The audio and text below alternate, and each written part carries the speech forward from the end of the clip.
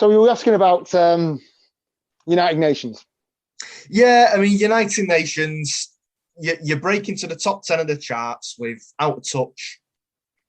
You've got top 20 singles, You and Me, I Knock a Reader. There's a bit of a difference this time, I think, because the rapping's gone. You're not in the videos. You're not in front of the camera on the top of the Pops performances. So I'm just, and I think a lot of people will remember United Nations quite well. Certainly most listeners of this podcast will.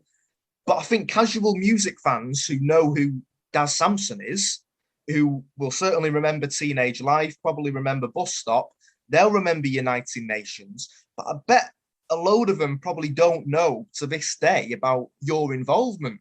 So I'm wondering, was it a conscious decision to kind of stay behind the scenes for that project? And if so, what motivated it? Well, Matt, there you go. Okay, so a lot of people slate, oh, he'll do anything. He'll go to the opening of envelope, and you've just hit the nail right on the head. I wasn't seen.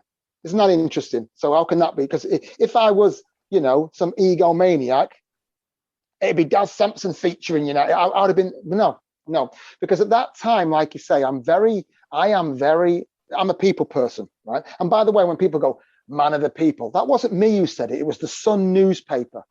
But everyone thinks the Sun newspaper said that. The people's champion of Eurovision. It's like, go and have a look in the archives. I didn't write it.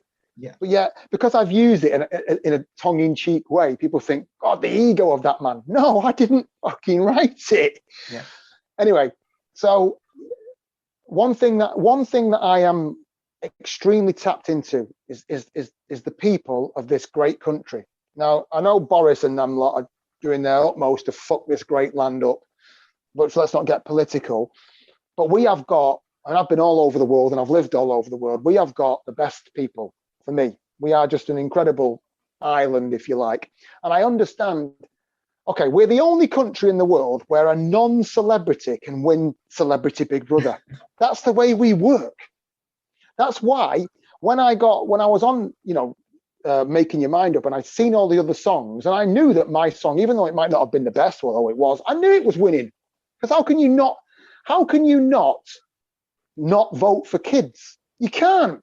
And that's where the BBC tried to get me, because they wanted the 26, 27-year-old dance troupe that Anthony Costa had to dress up as schoolgirls. And my agent at the time, who ironically was the same agent as Ant and Dec, said, if you do that, I don't think you'll win. If you roll kids out in front of the nation, this is the guy who's worked in television for 30 years. If you roll kids out in front of the nation, and just do your little thing and just keep it on the kids, you're winning.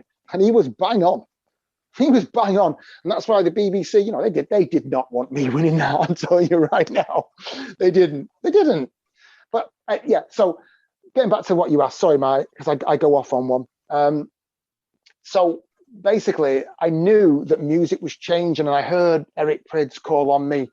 And I thought, and lo and behold, I recently, not that long before that, I'd met up with Paul again in Glasgow. You know the story how we met, right? Yeah. Okay. Paul, this is Paul Keenan, isn't it, who you collaborated with on United Nations?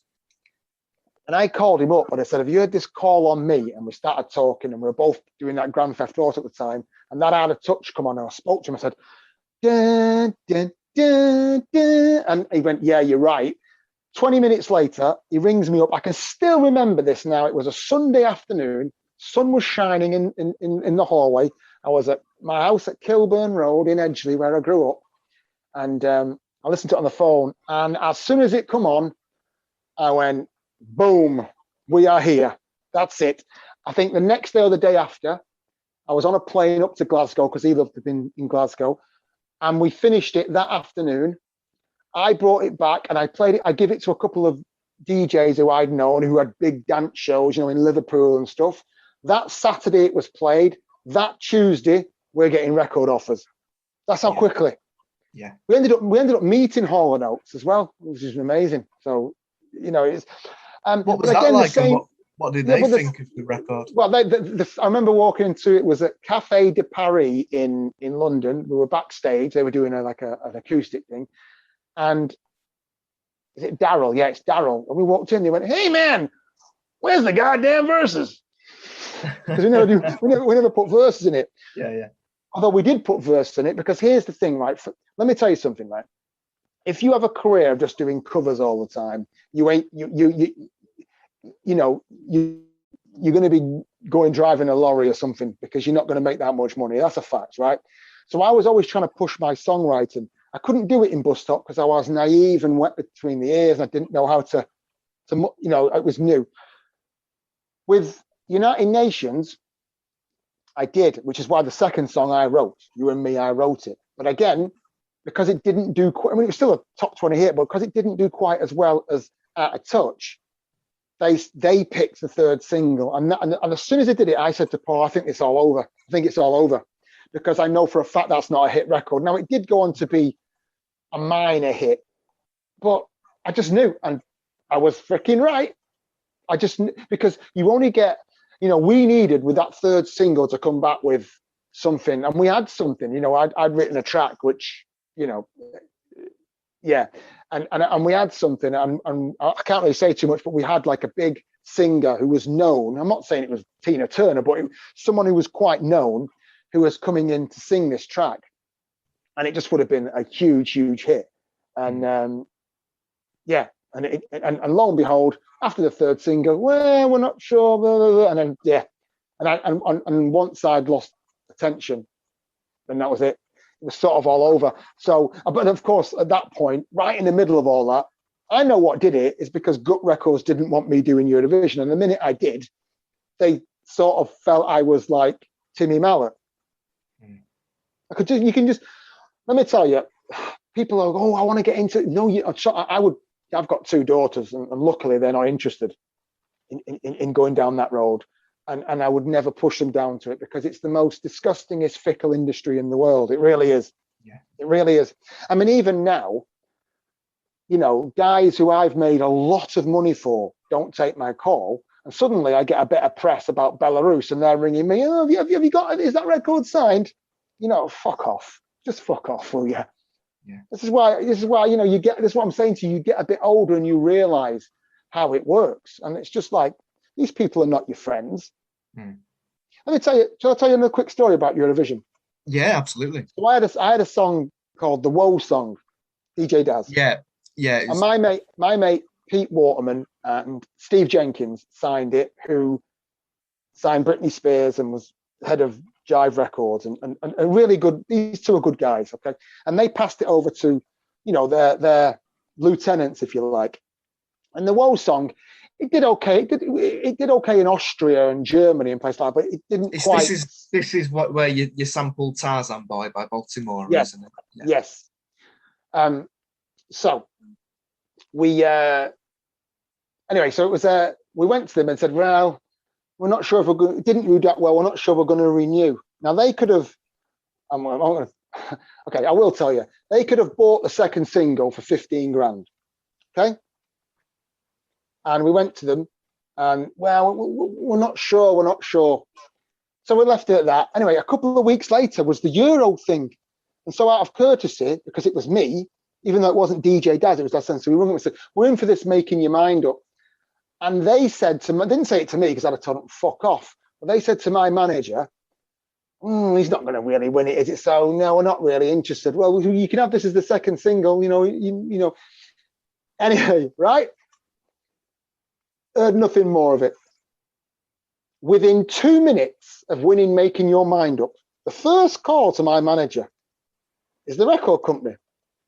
That night, 6 bottles of champagne are sent because they know someone's going to lose their job through not signing this record. And whereas they could have got it for 15, and you see, they'd already given us the notice to say we're not signing it. So we were clear. So they had to re-sign us, and trust me, they paid a lot more than fucking 15 for it. But that's my point. I'm saying to them, I'm going to win this. Well, we're not sure. I remember it was called Graham. That's all I'll say. This guy Graham. I'm stood in front of him, and I said, I'm telling you right now, right? I've put more than what you're paying for this song on as bets that I'm going to win this. I know they will vote for me. That's not me being arrogant. It could have been you doing it. They would have voted for you. They're not voting for me. They're voting for the kids and the song. That's what they're voting for. I just know they're going to do it. I wasn't so sure at Eurovision. I knew I wasn't going to win Eurovision, but that's another story for another time. And lo and behold, it came in. I remember being 33-1 at one stage to win Making Your Mind Up. And I took it at that. So you think about that for a minute. No wonder I'm so fucking excited when I win it. So, you know, it, and that's not, I mean, forgive me. I don't wish people listen to this going, he's an arrogant. No, I'm not. I'm just, you know, you want the truth. This is how it works. Yeah. You know, they didn't want Teenage Life, and suddenly it wins Making Your Mind Up, and they won it. I mean, Blazing Squad had took Teenage Life. We'd recorded Blazing Squad. I wrote it. Well, I didn't write it for them, but I wrote it, and we give it to them, and they recorded it. But they were sort of on the way down then. So it just got put on a shelf for about 2 years. Seriously, as I wrote it in 2003, something like that. Anyway, so yeah, so the fickleness of the industry. This is why so many of these pop idol people, I look at them and I think, you have no idea what you're getting into, particularly that level of manipulation. Oh, it's ridiculous. It's an incredibly fickle industry. I've known that just from the few interviews that I've done already so far. You know, it's all about momentum, isn't it? And just when you're hot, and then when you're not, you just dropped, aren't you? And you're forgotten about. It's not a nice industry, is it? But that what we're trying to do with this podcast is to celebrate the good times. Do you know what I mean? Because you gave a lot of fantastic memories to people like myself and loads of others. Don't get me wrong. I'm not trying to be negative. I'm just trying to tell you how it actually is. Absolutely, You'll be thinking he sounds like a right ungrateful bastard. No, I'm not. I'm just saying that it's not all, daffodils and sunshine tulips. and rainbows. It's not. Absolutely. It's not.